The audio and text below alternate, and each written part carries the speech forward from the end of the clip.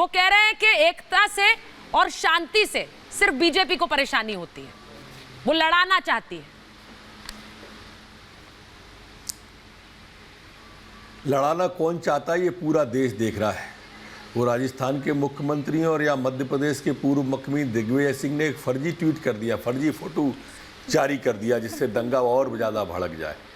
ये गाहे गवाहे सब के सब, यहाँ से अकेले 2 प्रदेशों की बात नहीं है, राहुल गांधी तक जब भारत तेरे टुकड़े होंगे इंशाअल्लाह इंशाअल्लाह के नारे लगे तो सबसे पहले JNU में पहुँचे, वो उनसे मिलने के लिए पहुँचे। स्लीपर सेल है टुकड़े टुकड़े गैंग की ये सारे लोग।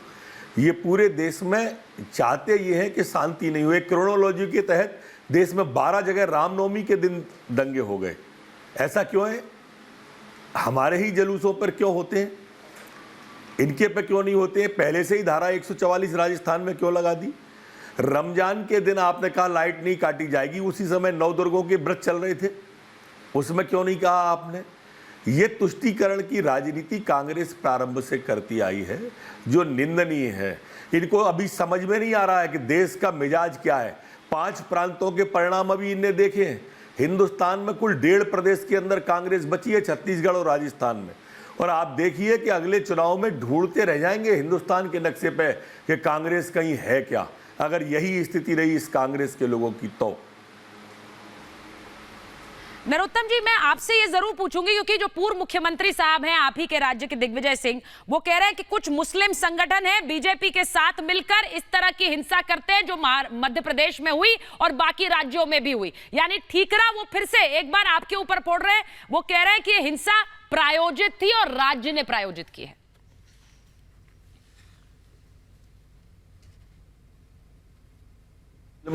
ये उग्रवादियों के, दंगाइयों के, आतंकवादियों के बचाव में दिग्विजय सिंह आते रहे हैं। जब उज्जैन के अंदर घटना घटी थी तो पाकिस्तान जिंदाबाद के नारे, इनको काजी साहब जिंदाबाद के नारे सुनाई दे रहे थे। ये अगर चुनाव हार जाए तो EVM पे सवाल उठाएं, ये सेना पे सवाल उठाएं, ये वैक्सीन पे सवाल उठाएं, ऐसे ही उन्होंने। अब आप इनसे ये पूछिए, एक बार भी इनने जब पथराव हुआ, SP को गोली लगी, TI का सर फट गया, छोटे छोटे बच्चों को तलवारों से वार किए गए, ICU में भर्ती हुए, एक शब्द भी इन नेताओं का, इनके सहानुभूति का इनके पक्ष में आया क्या?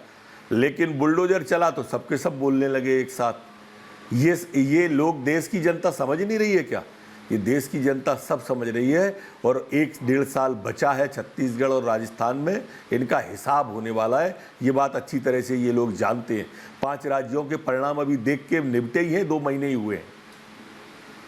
कहते हैं हिसाब होने वाला है, तो ओवैसी साहब जैसे नेता वो कहते हैं कि सरकार तो पहले से हिसाब करने की मंशा से ही तैयार बैठी थी, इन्होंने पहले ही स्क्रिप्ट तैयार कर ली थी, इन्हें पहले से तय कर लिया था हिंसा किसने की, किस पर आरोप मढ़ना है और किस पर कार्रवाई करनी है।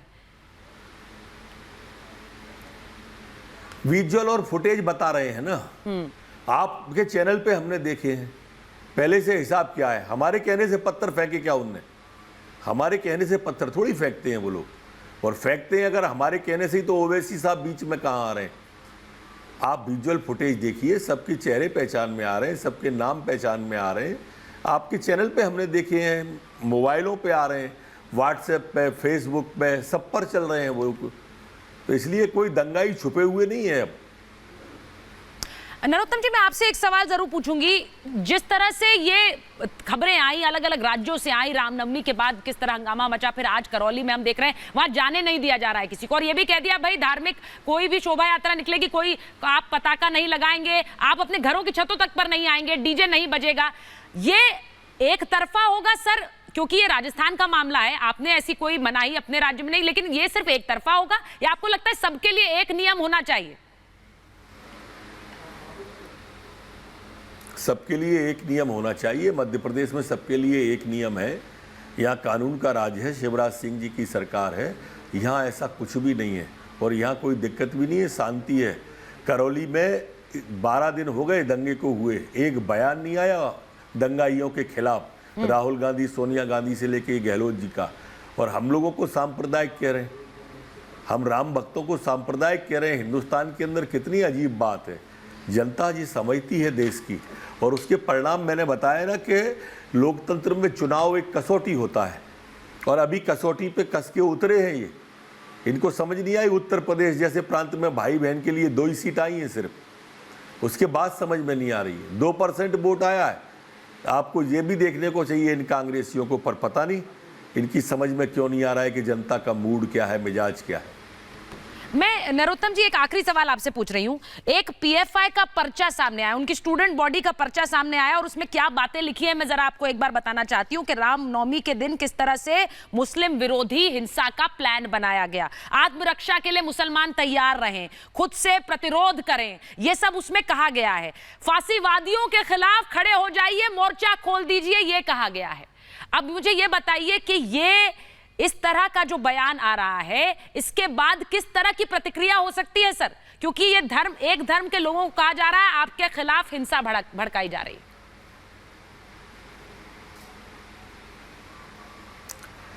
ये पीएफआई जैसे संगठनों को हम मध्य प्रदेश में उठने नहीं दे रहे। अभी आपने देखा होगा जेएमबी के हमने 4 आतंकवादी भोपाल में पकड़ के एनआईए जांच कर रही है। सूफा के आतंकवादी रतलाम में पकड़े हमने, असला बारूद पकड़ा गया उनके पास में, उनको जेल भेजा है। हम यहाँ उनको सर उठाने ही नहीं देंगे। ये तो जो तुष्टीकरण की राजनीति करने वाले प्रांत है ना, वहाँ पर थोड़े बहुत बचे हुए और जनता बहुत जल्दी इनका भी हिसाब करेगी। ऐसे ये पर्चे इन्होंने जारी करके मैंने आपको बताया ना, एक क्रोनोलॉजी के तहत चल रहे हैं। ये स्लीपर सेल के तहत ये नेता काम कर रहे हैं, अशोक गहलोत जी की तरह के लोग हैं, राहुल गांधी तरह के लोग, और इनका बहुत जल्दी हिसाब होने वाला है इस लोकतंत्र के अंदर। आप नरोत्तम जी आप बहुत बड़ी बात कह रहे हैं। आप कह रहे हैं स्लीपर सेल की तरह काम कर रहे हैं और अशोक गहलोत जो कि मुख्यमंत्री हैं वो भी इनको बढ़ावा दे रहे हैं। इससे बड़ा बयान नहीं हो सकता है। नरोत्तम मिश्रा मध्य प्रदेश के गृह मंत्री, उनका बड़ा बयान, और वो कह रहे हैं कि कैसे बढ़ावा देने के बजाय उन्हें इन बयानों पर अंकुश लगाना चाहिए, लेकिन हो नहीं रहा है। बहुत बहुत धन्यवाद सर रिपब्लिक भारत पर समय देने के लिए।